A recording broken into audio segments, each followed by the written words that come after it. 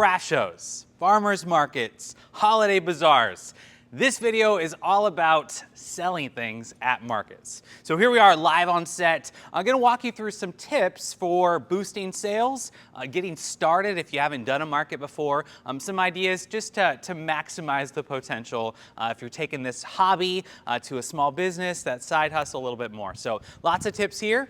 Check it out. Craft shows. It's the little things. It's the details. One of the things that I think really helps both at a craft show or a market is packaging. So if you're going to make ornaments, whether they're hardwood or whatever media you're using, having like a little bag.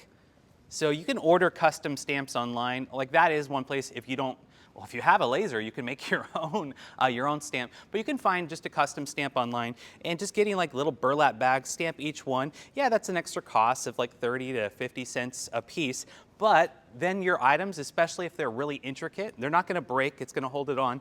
And then, business side of it, every year when they pull it out, they're gonna see your brand again and throw a business card in there, and maybe this gets you some future work, some custom orders. So like ornaments or small things, that's a great idea. Obviously, just bags. You're gonna wanna have bags so people can walk away, especially if they're at a big show and they're gonna walk around. Not a lot of vendors remember to have bags. And so if you have a larger bag that can put the other things in and other people can see your bags and be like, oh, well, that's kind of classy. It just leaves a good impression. If you're doing like a higher end item or bigger things, custom boxes are great. You could certainly spend a fortune on custom boxes, mailer boxes, and get them all customized with all your social stuff on there. Or you could just, Uline is a pretty common one. You could just order boxes like, oh, these are for my cribbage boards, these are for my cutting boards, and then that same idea with a stamp. So that way they're walking away, they got a good packaging. So packaging, the details, I think that matters, and I think it helps grow your business and just leave a good impression. Something to consider with your business, if you're first starting up, you're gonna sell things, is donating a portion. Now for me, when I started and decided to start selling, for me, I didn't get into it for the money. This is a hobby, and I just really wanted to be able to pay for my hobby. But also, like, my whole 6-8 Woodworks is seeking justice, right, giving back and doing that. And so I do give actually quite a bit of donations to different organizations. And so I do post that so people know where the money's going, and sometimes that does help when they see the price. So you might want to consider like, hey, is there a charitable donation somewhere you want to, and maybe just start with 5% of every sale, or sometimes like, hey, one tree is donated for every item. Yes, it is helpful for business, but like the human side of it, like I think that's really important, and I think there's value to that and being generous, and so that's kind of my philosophical stance. However, if you're just a practical capitalism and you want to make money, I do think it is effective, and people usually like, oh, well, that's great. I want to support, in different ways. So lots of ways to just consider with whatever your business is. Hey, for every sale, we donate, books to a library, or we donate, food, to the food bank. Some ideas like that, something to consider. All right, so I would consider myself a content creator. I like to make videos, that's kind of the teacher in me, making tutorial videos like you're watching right now. One of the things I started doing a couple years ago is to have a TV just playing a loop of my product. And so if you're, maybe you're just doing lasers, well, that's still intriguing to people. People still want to see the process. So whatever you're selling, if it's really involved woodwork with all the steps like you see here, that really can show this is why the price point is so much higher. There is so much labor involved. If you're just doing laser work and it's like, oh, that's just simple, I just push play and print. No, it's actually a little bit more involved. It's not difficult, but there's still labor involved. And so it invites people into the process. People are just naturally intrigued and curious, leaving your social links down below. And then sometimes if people are gonna just do that walk by and like, hey, I'm just gonna walk by, like, awkward, I don't wanna look. Sometimes people get funny about that. They can watch the screen, and if like they're socially awkward or they don't want, like, I don't know, they can just watch the screen. It gets them to stay around a little bit longer, and then like, oh, maybe I do want to buy, or maybe at least I'll take a business card and check it out for future sales. So this is a great tip. If you don't have power or electricity, get a little battery generator. It's definitely an option, but I would recommend finding a way to have like a little screen, playing a little loop. Video is so easy. It's so easy. My favorite app, I'll just tell you right now, not sponsored at all, is InShot. Actually, all of my videos I do on YouTube, everything I do is just done on my iPhone. I don't have fancy equipment. I use my iPhone. I shoot it on my camera, on my phone, and I edit everything on my phone, little teeny tiny. So it's really easy, lots of great tutorials, so don't be daunted by making time-lapse videos like this. Huge tip, I think it's really helpful. All right, another aspect of selling that I think is a really, really good idea are the details. So with my boards, right, I do like to have a business card, my information. If I'm doing a bowl or whatever, I can do care instructions on how to care for your board. But one thing that I really loved adding was these wood species cards. And so especially on these boards where I have multiple species, all kinds of different woods, people want to know and you want to educate them on like, no, this is pretty rare wood. And so, I just designed this, and then Vistaprint is where I ordered them. And so here are my most common woods, but if it's a unique wood, I can just write it down there. But again, with the board care or the bowl care, I do make my own wax, right, my own board butter, and so it's really easy to make. There's lots of recipes out there, cheap tins, and this goes with each one. It helps protect the board, and it just makes the board last a little bit longer. So lots of different options for that.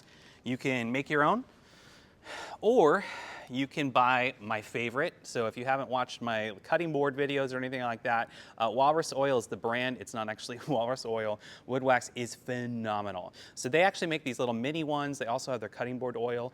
This is a little bit more affordable just to send, and then people know where to buy. So if you're not gonna make your own, you can buy that. That is a great option. It just, again, is a little detail that really adds to it. Okay, displaying your work. Really quick, you can see here this pegboard system. There's lots of different ones out there. This is just a basic one. Got some pegboard, some 2x4s, ripped down. Really simple. It folds up, stores easily. Some simple hinges. So this is a great option, obviously for ornaments, but also works for signs, small cutting boards. These right here, I cut on the laser. Again, if you don't have to have a laser, but these little risers work really well. I've made some in the past without, a laser, so that's certainly an option. This is just like a basic, reclaimed wood little monitor stand I have that I use. But this right here, this little book display with reclaimed wood works super well. Super well. I'll take a closer look at that in just a second. And then here's just like a magazine rack or a book rack to hold some signs, or you could use that for cutting boards.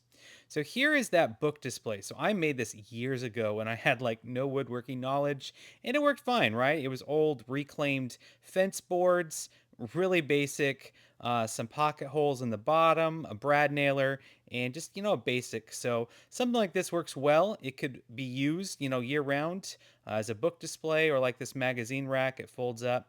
But you could, have, a local teacher use them and then just borrow them for when you're doing the show.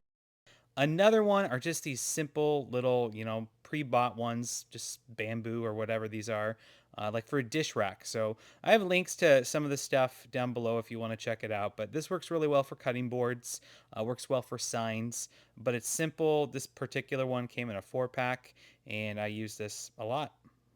Another tip is just signage. And so wherever you're at, especially if you have a long spread like this, having signs like this are really helpful just to draw the attention. Sometimes you might be caught up with a customer and not get a chance to talk. So you don't have to make really fancy schmancy ones. You could just print it and just buy some stuff like this to just use a printer. But if you have a laser, you can really add a lot more. And so just having these little signs for the things that are just kind of like evenly priced is pretty helpful. And so it's also really classy, the laser ones. It helps with signage, but I recommend having lots of little signs just because you might not have time to talk to people and you want to pull their attention to something like, hey, no, I'm using real wood. This is real. I didn't paint it, for reals. Or if you're donating portions of your sales, just having that information out there. Or if you just want to make sure people know, hey, my cutting boards are expensive because this is how it's made, and here's the extra things that come with it, and. So little signs, definitely a good tip to have. Another great idea is having some kind of giveaway, something free. So again, you can have a video running showing what you're doing, but then just having a free little thing. So these are ones I just cut on the laser. Still got to clean them up a bit, but just like people could use these as a keychain or a charm or a necklace. So I'm at my school, John Muir Elementary, and we're the Mountain Lions of Paw Print. So, oh, I have a little sign that's free. So it could be a something like whatever your product is, if you make something that's small enough that you can give away for free, or just having a simple piece of candy. having a candy just brings people in and it just leaves a good impression. So definitely recommend having some little thing like a giveaway, an idea. Pricing your work. This is a very common question. I get it's hard. There's a lot of layers and variables with pricing. Number one, do not undersell your work. I can't tell you how many people I see are just giving these things away. When it comes to these hardwoods, obviously there is a cost with the wood. The wood does have a cost. Hardwoods, especially the more exotics, are a lot more expensive. So you do need to take into account your material costs, right? All your waxes, your sandpaper, all that. You got to take into account your tools as well. If you have more advanced tools, those come at a premium. It also enables you to do a more refined project, more refined board, so you can increase your prices.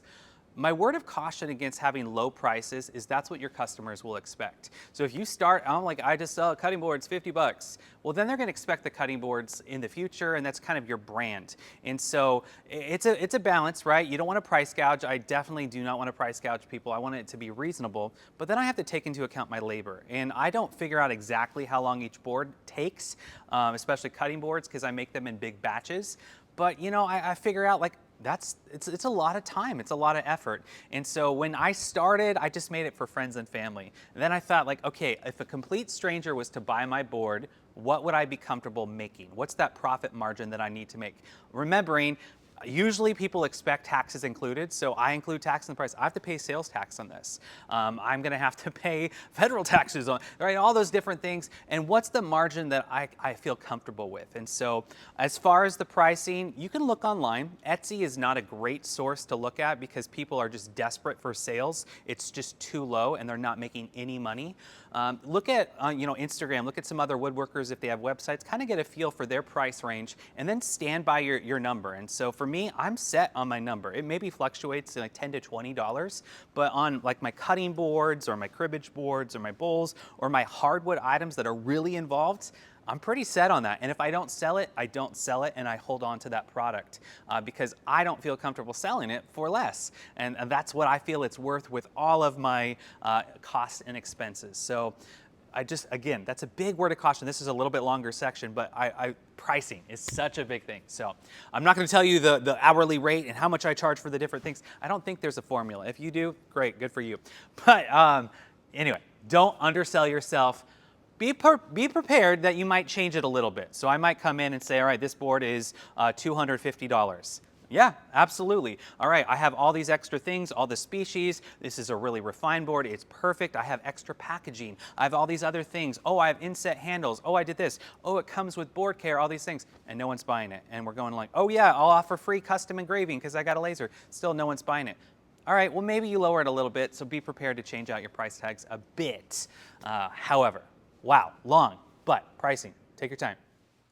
All right, just gonna do a final tour here, just an up close, closer, slow down look at just my whole display.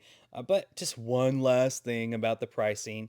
You just have to remember all the time that you've put into it. And so if you've been doing this for a while, all the research you've done and how to make these products, all the failures, all the times you've done something and it's failed and all the wasted projects. So again, just don't undersell yourself. Obviously, reflect on your motivation and what you're hoping to accomplish, but just consider how much you're going to make, what are your margins, and what you feel comfortable with.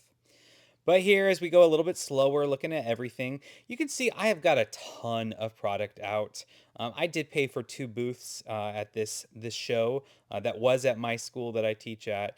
Normally, you're going to have like 1 table or maybe 2, and so you don't need to have all your product out. You can have some of it because sometimes it's overwhelming.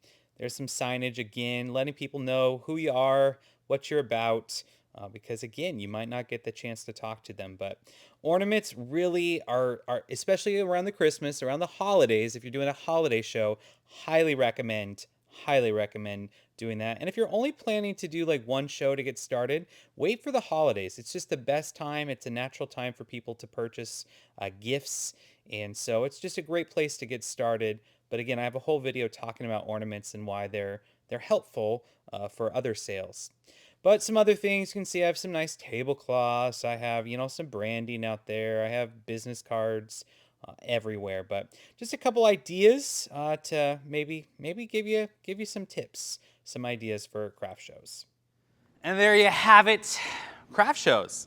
This video provided value to you. Please consider subscribing to see more videos like this. I will have another video coming up specifically talking about the lasers and how lasers can really help boost your sales, how you can customize with the lasers. So if you want a more in-depth look at lasers, stay tuned, check out that video. You can also check the links down below if you want to learn more about the lasers. Got a coupon code down below. It's an affiliate link, but it supports the channel. Lots of other ideas down below. Hopefully that helped. Thanks for watching. Until next time.